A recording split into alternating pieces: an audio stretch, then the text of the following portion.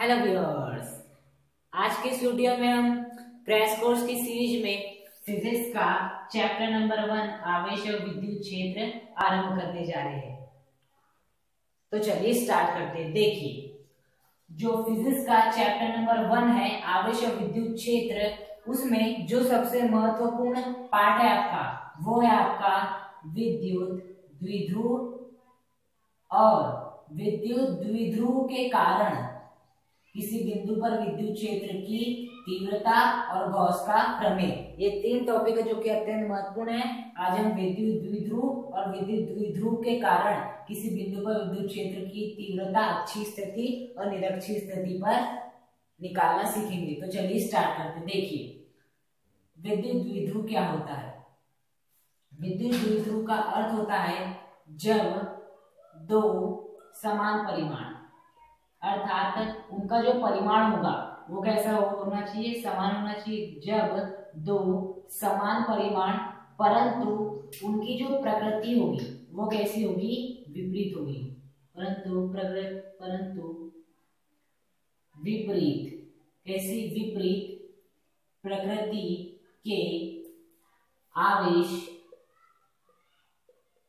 जब कुछ दूरी पर स्थित होते हैं, कुछ अल्प दूरी पर, मतलब बहुत कम दूरी रहे, कुछ अल्प दूरी पर स्थित होते हैं, तो इस निकाय को क्या कहते हैं, हम विद्युत द्विध्रुव कहते हैं। अर्थात जब दो समान परिमाण, जो दो समान परिमाण परंतु विपरीत प्रकृति के आवेश जब कुछ दूरी पर स्थित होते हैं या अल्प दूरी पर स्थित होते हैं, तो इस निकाय को क्या कहा जाता है, विद्युत द्विध्रुव कहा जाता है। जैसे कि मान लिया एक आवेश है आपका प्लस क्यू और दूसरा आवेश है आपका माइनस क्यू। देखिए, हम ये मान रहे हैं कि इसका जो परिमाण है वो इसके बराबर है। यदि इसका परिमाण 10 है तो उसका भी परिमाण 10 होगा। तो इनका परिमाण कैसा है, समान है। किंतु देखिए इनकी प्रकृति विपरीत है, ये धनावेशित है तो ये क्या है, ऋणावेशित है।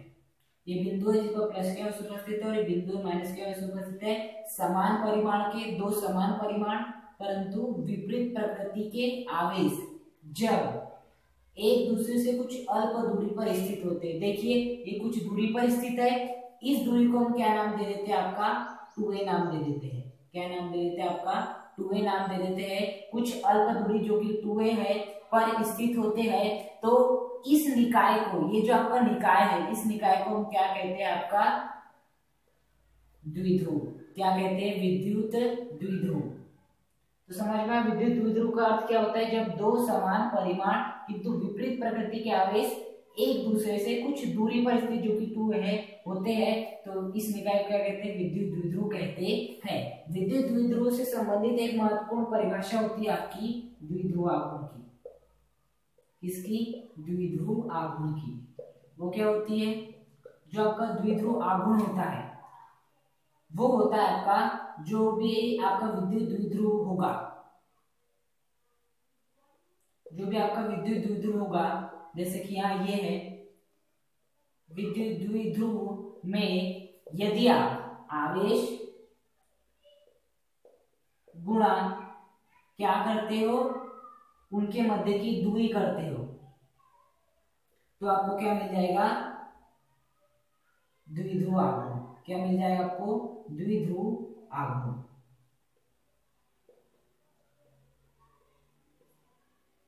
द्विध्रुव आघूर्ण को पीछे प्रदर्शित करते हैं। इसका फॉर्मूला क्या होता है, इस विद्युत द्विध्रुव आघूर्ण में जो भी आपका आवेश है वो कितना है, यदि हम देखें तो इसका परिमाण भी 10 है, इसका परिमाण भी 10 है। हम जब हम मान लिखेंगे तो यहाँ इनकी प्रकृति की बात नहीं करेंगे, तो आवेश जो कि यहाँ भी Q है यहाँ भी Q है, हमें आवेश की बात नहीं करनी क्योंकि हम केवल मान लिख रहे, तो ये हो गया आवेश इनटू इनके मध्य की दूरी 2a। तो द्विध्रुव आघूर्ण क्या होता है, किसी विद्युत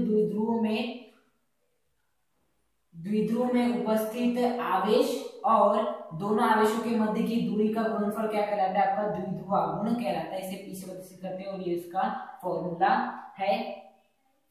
ओके, अब हम ये देखेंगे कि यदि आपका ऐसा विद्युत द्विध्रुव उपस्थित है तो इस विद्युत द्विध्रुव के कारण किसी बिंदु P पर विद्युत क्षेत्र की तीव्रता क्या होगी, अब हम उसका अध्ययन करेंगे। अब हम देखेंगे विद्युत द्विध्रुव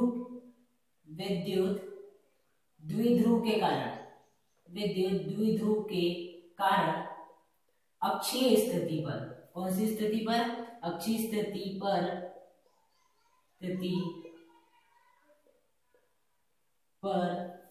विद्युत क्षेत्र की तीव्रता या विद्युत क्षेत्र आपका कितना है। यह अत्यंत ही महत्वपूर्ण प्रश्न आता है जो कि 5 नंबर या 4 नंबर में पूछ लिया जाता है।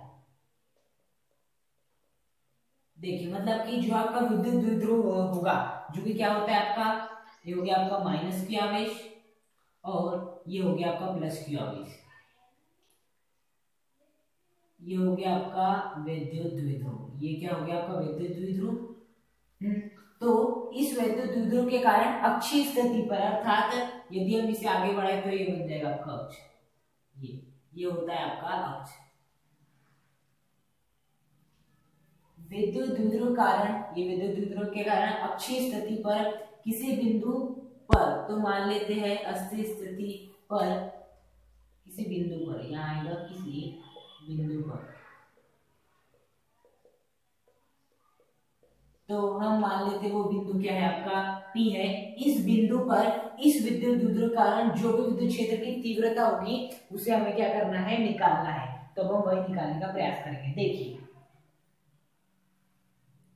ये आपका विद्युत द्विध्रुव है, इसके मध्य की दूरी कुल कितनी होगी, 2a होती है। हम मानते हैं विद्युत द्विध्रुव के मध्य की दूरी कितनी मानते हैं, 2a मानते हैं। तो इस जो विद्युत द्विध्रुव का है हम केंद्र क्या मान लेते हैं, आपका O मान लेते हैं। आपका केंद्र क्या मान लेते हैं, O मान लेते हैं। अब यदि ये संपूर्ण 2a है तो ये कितना होगा A और ये कितना होगा A, क्योंकि ये इसका केंद्र है। तो केंद्र से माइनस क्यू तक की दूरी होगी A और केंद्र से प्लस क्यू तक की दूरी होगी आपकी A, तब हो जाएगा आपका 2a।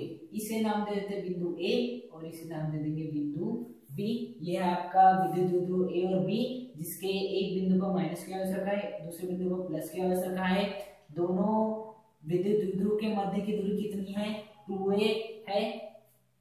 और हम मान लेते हैं इस केंद्र से, आपके इस केंद्र से इस बिंदु की दूरी कितनी है आपकी, इस केंद्र से इस बिंदु की दूरी कितनी है आपकी, r है। कितनी है, r है।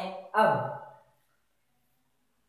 ये लिख लिए। अब हम क्या देखेंगे, पहले इस प्लस क्यू आवेश के कारण इस बिंदु पर कितना विद्युत क्षेत्र होगा, फिर देखेंगे हम इस माइनस क्यू आवेश के कारण इस बिंदु पर कितना विद्युत क्षेत्र होगा, फिर हम निकालेंगे दोनों का नेट विद्युत क्षेत्र निकालेंगे और जो भी नेट विद्युत क्षेत्र आएगा वही होगा इस द्विध्रुव आघूर्ण के कारण इस बिंदु पर विद्युत क्षेत्र की तीव्रता।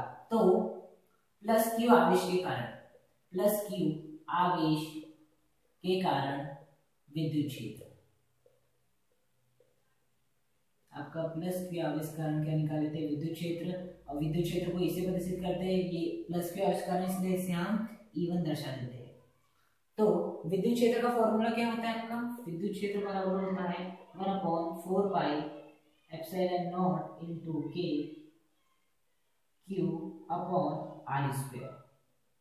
Q मतलब जो भी आपका आवेश है, जिस भी आवेश का आप देख रहे हैं, ये पूरा कांस्टेंट है।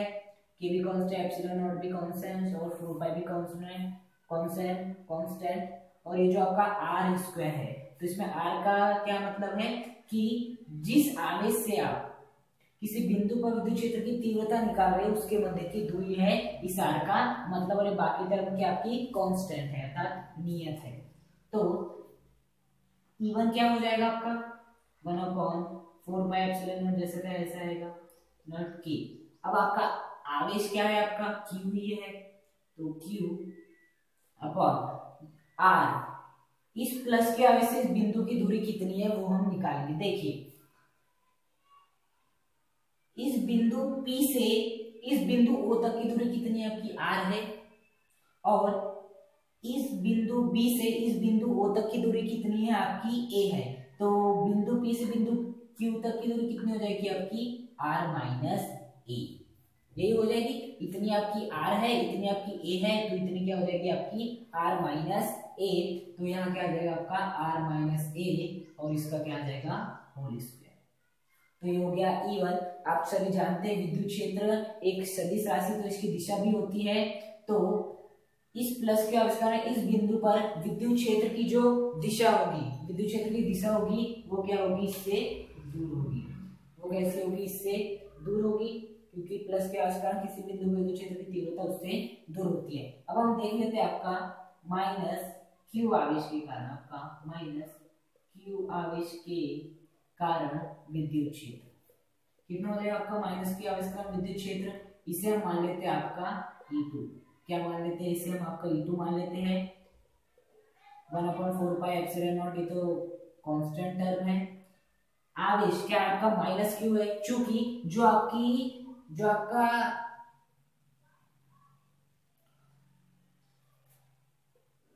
क्यू, ओके,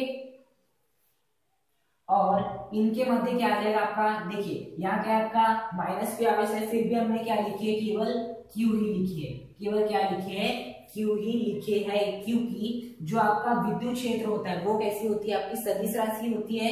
तो सदिश राशि होती है, इसी कारण हमने यहाँ प्लस क्यू लिखा है। लेकिन यदि यहाँ अदिश राशि रहती, विद्युत क्षेत्र यदि अदिश राशि रहती तो यहाँ हमें माइनस क्यू मेंशन करना रहता है, यहाँ प्लस क्यू मेंशन करना रहता है। किंतु यहाँ जो आपका माइनस क्यू है, माइनस की अवस्था में जो विद्युत क्षेत्र आता है, जो विद्युत क्षेत्र सदिश राशि, इसलिए हम माइनस क्यू होने के बावजूद भी हम प्लस क्यू भी मेंशन करेंगे, प्लस माइनस हम मेंशन नहीं करेंगे। और फिर दूरी, इस माइनस के आवेश से इस बिंदु तक की दूरी, देखिए यहां से बिंदु P से बिंदु तक की दूरी है R, और बिंदु O से बिंदु A तक की दूरी है, कितनी है आपकी, A है। तो बिंदु P से बिंदु A तक की दूरी क्या हो जाएगी, R प्लस A, तो R प्लस A हो गई दूरी, और इसका क्या आ जाएगा आपका होल स्क्वायर आ जाएगा, इसका क्या आ जाएगा आपका होल स्क्वायर आ जाएगा।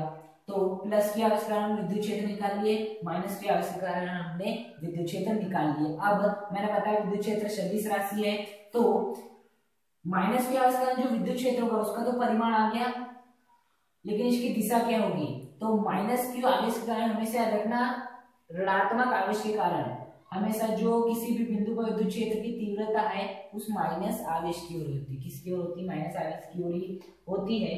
ओके, तो इस माइनस के आवेश कारण इस बिंदु पर विद्युत क्षेत्र की जो दिशा होगी वो इस माइनस के आवेश कारण होगी, और इस बिंदु पर प्लस के आवेश कारण जो विद्युत क्षेत्र होगा इससे विद्युत क्षेत्र की दिशा होगी वो इस बिंदु से क्या होगी, दूर होगी, या प्लस के आवेश से दूर की ओर होगी। अब बात आती है आपकी, हमने प्लस के आवेश कारण विद्युत क्षेत्र निकाल लिए, माइनस के आवेश कारण विद्युत क्षेत्र निकाल लिए। अब हमें निकालना है नेट विद्युत क्षेत्र, तो हमें क्या करना पड़ेगा, यहाँ जरा गौर से देखिएगा, जो आपका प्लस के आवेश है, जो आपका प्लस के आवेश के कारण जो विद्युत क्षेत्र की दिशा है, माइनस के आवेश के कारण जो विद्युत क्षेत्र की आपकी कैसी है, दिशा है, वो कैसी है, विपरीत है, आपकी दिशा विपरीत है। और हमें क्या निकालना है, आपका नेट विद्युत क्षेत्र निकालना है। तो हमें क्या करना पड़ेगा, जिस विद्युत क्षेत्र का मान अधिक होगा उसमें से जिस विद्युत क्षेत्र का मान कम होगा उसे क्या करना पड़ेगा, हमें घटाना पड़ेगा। तो बताइए इस E1 का मान अधिक है या E2 का मान अधिक है। यदि आप गौर से देखें तो आपके जो ये है E1 का मान है वो कैसा है, अधिक है, और इस E2 का मान कैसा है, आपका कम है। कारण क्यों, देखिए यहाँ भी 1/4 pi epsilon naught into k है, यहाँ भी 1/4 pi naught epsilon naught into k, यहाँ भी क्यू है, यहाँ भी क्यू है। फर्क आता है हर में, जो आपका हर है अर्थात जो आपका हर है r माइनस a का होल स्क्वायर प्लस a का होल स्क्वायर। देखिए जो है आपका ऊपर, यहाँ मान लेते हैं आपका 10 है, ओके, और दूसरे में भी आपका 10 है। नीचे जो हर है, एक बार है आपका 5 और एक बार है आपका 2। तो बताइए उत्तर किसका क्या आएगा, इससे काटेंगे तो इसका उत्तर आएगा 2, इसको काटेंगे तो इसका उत्तर कितना आएगा, आपका 5 आएगा। तो देखिए जिसका हर छोटा होगा उसका जो मान होगा वो उतना ही कैसा आएगा, ज्यादा आएगा, और जिसका हर बड़ा होगा उसका मान कम आएगा। तो यह बताइए इसका मान ज्यादा है या इसका मान ज्यादा है, तो इसकी बात है इसका मान ज्यादा है, तो इस संपूर्ण का जो भी मान आएगा वो कैसा आएगा, कम आएगा, जैसे कि यहाँ आया हुआ है, जबकि इसका मान नीचे वाले का मान है कैसा है, आपका कम है। यदि नीचे वाले का मान कम है तो ऊपर वाले, तो जो आपका कुल मान आएगा वो कैसा आएगा, ज्यादा आएगा। तो यहाँ E1 का मान ज्यादा है, E2 का मान ज्यादा है, तब इसका परिणाम ही निकालेंगे। तो हम क्या करेंगे, E1 माइनस E2, क्या करेंगे, E1 माइनस E2। लिख लीजिए इवन का मान कितना है आपका 1/4 पाई एप्सिलॉन नॉट इंटू के क्यू और आर माइनस ए का होल स्क्वायर माइनस लगा दिए इंटू का मान कितना है आपका 1/4 पाई एप्सिलॉन नॉट इंटू के यही है Q upon are plus A का क्या हो जाएगा आपका होल स्क्वायर। अब हम इसे आगे सॉल्व करेंगे।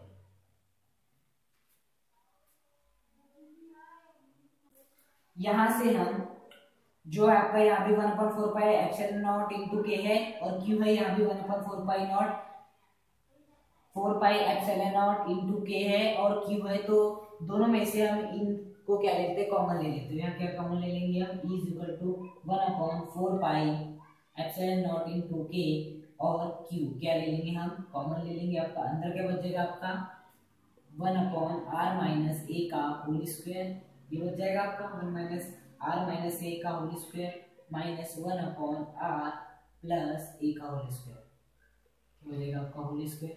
अब हम इसे क्या कर लेते हैं सॉल्व कर लेते हैं, तो क्या हो जाएगा आपका q upon 4 pi epsilon naught into K, नीचे क्या हो जाएगा आपका देखिए a minus B into A plus B क्या होता है आपका A square minus B square होता है। ओके, ए स्क्वायर माइनस क्या होता है बी स्क्वायर होता है। अब यदि इनके ऊपर क्या लिखा हो आपका स्क्वायर लिखा हो तो इसका अर्थ क्या हो जाए, तो इसका अर्थ क्या हो जाएगा यहाँ हमें 4 कर देना होगा, यहाँ हमें क्या कर देना होगा 4 कर देना होगा। क्यों, क्योंकि a minus B A plus B क्या होता है A square minus B square. अब यदि हमने इसका स्क्वायर कर दी तो ये हो जाएगा पहले था स्क्वायर, यदि हमने इसका स्क्वायर कर दी तो 4 और ये भी क्या हो जाएगा यहाँ 4 हो जाएगा। तो यहाँ मान कितना आ जाएगा आपका जो है आपका मान कितना आ जाएगा यहाँ पर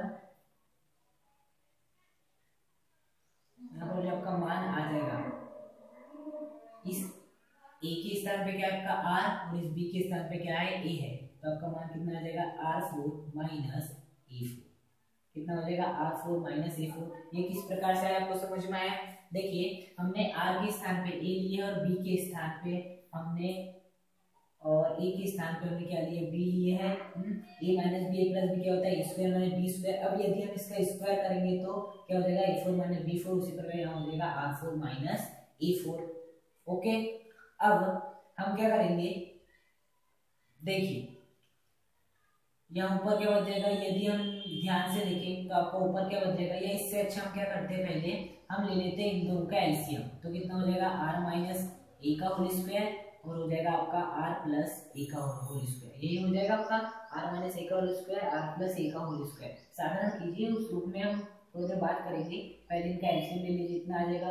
अब ऊपर क्या बच जाएगा आपका r प्लस ए का होल स्क्वायर बच जाएगा ऊपर, इससे ये कैंसिल हो जाएगा r प्लस ए का होल स्क्वायर माइनस इससे कैंसिल r माइनस ए का होल स्क्वायर। ये मैथ्स वाले तो आसानी से हो जाएगा आपसे ये सॉल्व। इज इक्वल टू क्या आ जाएगा q upon 4 pi epsilon naught into k, इसे खोलिए क्या हो जाएगा r square plus a square plus 2ra, इसे खोलेंगे तो क्या हो जाएगा r square plus a square minus 2ra divide by, इसे हम क्या लिख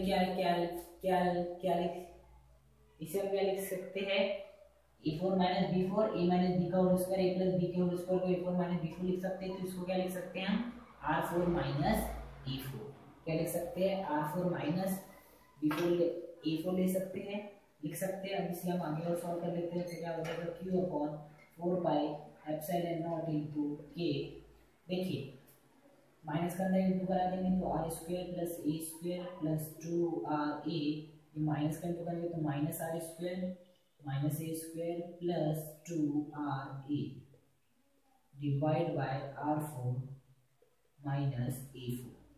अब देखिए ये प्लस का स्क्वायर है ये माइनस का स्क्वायर है, इससे कैंसिल प्लस का स्क्वायर माइनस का स्क्वायर इससे cancel 2ra plus 2ra 4ra हो जाएगा, तो e इज इक्वल टू आपका क्या हो जाएगा q upon 4 pi epsilon naught into क्या हो जाएगा, नीचे क्या हो जाएगा r4 माइनस a4, ऊपर क्या बच जाएगा 2ra प्लस 2ra, कितना हो जाएगा आपका 4ra हो जाएगा। अब हम इसको आगे और सॉल्व करेंगे।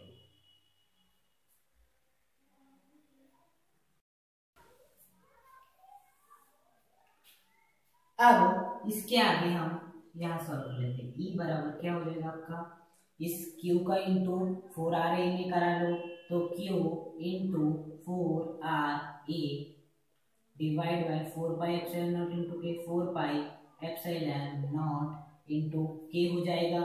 और यहाँ पे बच जाएगा आपका 1/r4 माइनस a4, क्या हो जाएगा 1/r4 माइनस a4 हो जाएगा। इसे हम और इस प्रकार से लिख सकते हैं, ई बराबर 2r into 2a into Q. देखिए 2 दूनी 4, r जैसा का वैसा और a जैसा का वैसा और q भी जैसा का वैसा, अर्थात इसे हम इस प्रकार से लिख सकते हैं। नीचे हो जाएगा आपका 4 पाई एप्सिलॉन नॉट इंटू के, यहाँ पे बच जाएगा 1/r4 माइनस a4, ये हो जाएगा। अब आप सभी जानते हैं, कुछ ही देर पहले पढ़े हमने, P इक्वल टू क्या होता है आपका 2k इंटू a। P क्या होता है, विद्युत द्विध्रुव आघूर्ण। तो इस 2a ये होता है आपका 2a इंटू क्यू, दोनों के मध्य दूरी गुणा आवेश। तो इस 2a इंटू क्यू के स्थान पे हम क्या लिख लेते हैं, आपका p लिख लेते हैं।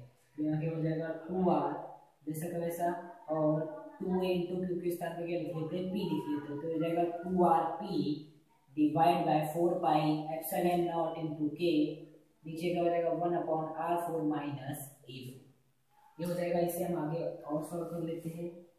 अब यदि जो यहाँ हमने बनाया था आपका विद्युत द्विध्रुव, कुछ इसी प्रकार से था, प्लस यहाँ था आपका माइनस क्यू और ये था आपका प्लस क्यू। अब इससे हमने इस अक्ष पर एक बिंदु P लिए थे, जिस पर हमें क्या ज्ञात करना था, विद्युत क्षेत्र की तीव्रता ज्ञात करना था। तो इस प्लस क्यू के आवेश का इससे दूर थी विद्युत क्षेत्र की तीव्रता, और इस माइनस क्यू का इसकी ओर थी विद्युत क्षेत्र की तीव्रता। यह था उसका केंद्र बिंदु O। यहाँ से लेके यहाँ तक की दूरी कितनी थी आपकी, r थी बिंदु P तक की। इसे नाम देते A, इसे नाम देते हमने B, ये थी A और ये थी A। अब यहाँ बात समझने वाली, यदि बिंदु P बहुत अत्यधिक दूरी पर स्थित हो इस द्विध्रुव आघूर्ण से, तो r का मान बहुत ज्यादा हो जाएगा और a का मान देखिए कितना कम है। अर्थात जब r का मान बहुत अधिक हो जाएगा तो इस a के मान को हम क्या ले सकते हैं, नगण्य ले सकते हैं, अर्थात a के मान को हम 0 के बराबर रख सकते हैं। तो हम वही करेंगे। तो ये बराबर क्या हो जाएगा 2rp हो जाएगा 4 पाई एप्सिलॉन नॉट इंटू के हो जाएगा आपका यहाँ r4, और चूंकि आपका जो r का मान है वो कैसा है, बहुत ज्यादा होगा यदि a से, तब a को हम क्या ले लेंगे, नगण्य मान लेंगे। तब a को हम क्या मान लेंगे, 0 मान लेंगे। तो 0 की पावर 4 a के स्थान पे। अब क्या होगा 2rp divide by 4 pi epsilon naught into के, और यहाँ क्या हो जाएगा 1/r4 माइनस 0.4, क्या हो जाएगा r4 हो जाएगा। अब इसे आगे सॉल्व करते हैं। 4 से r कैंसिल, तो आपका फाइनली जो आपका ई आ जाएगा, जो फाइनली आपका ई आ जाएगा वो कितना आ जाएगा 2p, जो है 2p divide by 4 pi epsilon naught into के डिवाइड बाय r क्यू, ये आ जाएगा। जिसे आप कुछ इस प्रकार से लिख सकते हैं 1/4 पाई एप्सिलॉन नॉट इंटू के 2p अपॉन r क्यू। तो ये हो जाएगी आपकी विद्युत द्विध्रुव कारण अक्षीय स्थिति पर किसी बिंदु पर, जो हमने बिंदु क्या माने थे, P माने थे, पर विद्युत क्षेत्र की तीव्रता। विद्युत क्षेत्र की तीव्रता कहे या विद्युत क्षेत्र कहे, बात वही है। तो आज की इस वीडियो में हमने विद्युत द्विध्रुव क्या होता है उसके बारे में अध्ययन किया, फिर उसके बाद द्विध्रुव आघूर्ण के बारे में अध्ययन किया, और फिर किसी विद्युत द्विध्रुव के कारण किसी बिंदु पर जो विद्युत क्षेत्र की तीव्रता होती है अक्षीय स्थिति पर हमने क्या किए, निकालना सीखे। नेक्स्ट वीडियो में हम फिर आपसे मिलेंगे। यदि आपको वीडियो पसंद आया तो इस वीडियो को लाइक करें, चैनल को सब्सक्राइब करें और कमेंट करके हमें जरूर बताएं कि आपको वीडियो कैसा लगा। और देखने के लिए धन्यवाद।